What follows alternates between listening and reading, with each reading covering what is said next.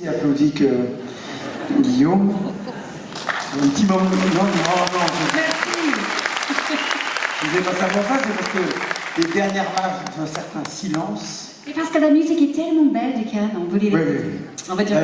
En tout cas, je veux m'associer au Festival de Deauville pour l'honneur qui est fait, et à l'INA pour l'honneur qui est fait à Guillaume Canet, qui est un acteur formidable, mais comme il l'a dit, qui est aussi un metteur en scène formidable. Vous allez voir bientôt dans le film de Stéphane Brisé, qui est aussi un réalisateur qui est venu beaucoup à Cannes, et ils sont en compétition à Venise, là, la fin de la semaine.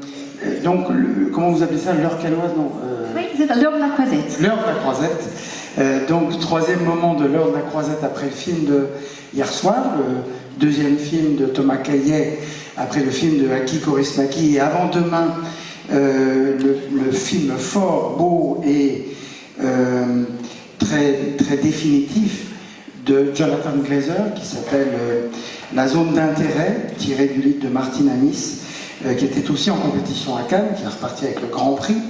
La Palme d'Or, je vous le rappelle, c'est le film de Justine Triet qui marche formidablement, et ce qui est une bonne nouvelle, et pour le film, et aussi pour l'état de santé du public français, duquel on n'a jamais douté, mais il est vrai, je le disais tout à l'heure, qu'on a quand même traversé des moments un peu difficiles, plus peut-être les gens de cinéma que d'autres disciplines artistiques pendant la pandémie.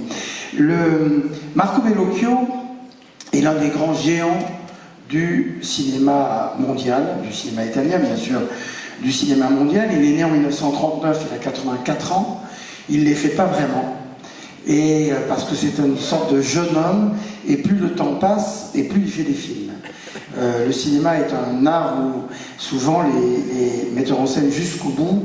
On se souvient de John Huston qui a fait son dernier film avec un masque à oxygène, et Bellocchio, qui fait partie de la génération Bertolucci des années 60, cette espèce de jeunes hommes en colère des années 60, continue de faire une œuvre très extraordinaire.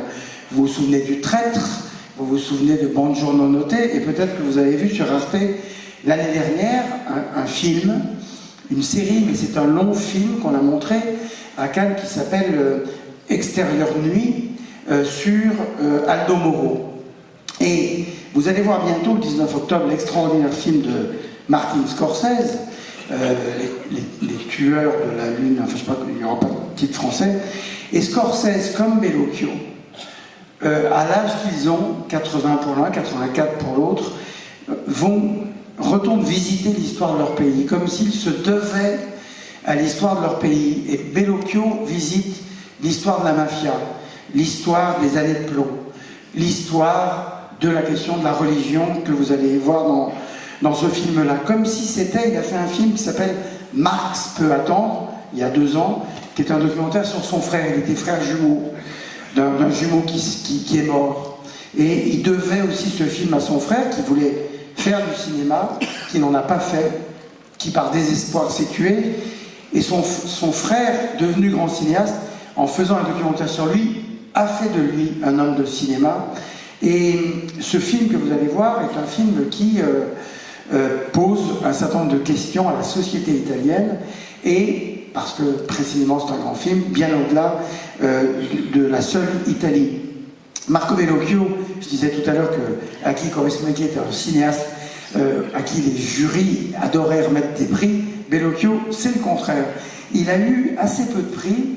Michel Piccoli à Onukene avait eu un prix à Cannes pour Le saut dans le vide, mais chaque fois, moi je suis là avec le jury de manière silencieuse, je n'interviens pas, et chaque fois ils sont sur le point de lui donner un prix et ils ne le font pas. Et là, à nouveau cette année, ce film est reparti sans prix. Ça ne veut pas dire qu'il n'était pas parmi les beaux films que nous avons montrés. Et un jour, avec Pierre Lescure, qui était alors président du festival, on s'est dit qu'on allait le faire nous-mêmes. Alors on lui a remis une palme d'or d'honneur. Comme ça, on était sûr qu'il faisait définitivement partie de l'histoire du Festival de Cannes. En tout cas, il fait partie de l'histoire du cinéma, mais aussi du présent du cinéma. Et vous allez voir un film plein de vitalité, avec une inventivité artistique, avec une créativité et une puissance très extraordinaire. À part ça, c'est du lourd, hein, quand même. Mais voilà, j'espère que ça va vous plaire beaucoup. Merci beaucoup. Merci à vous, Thierry.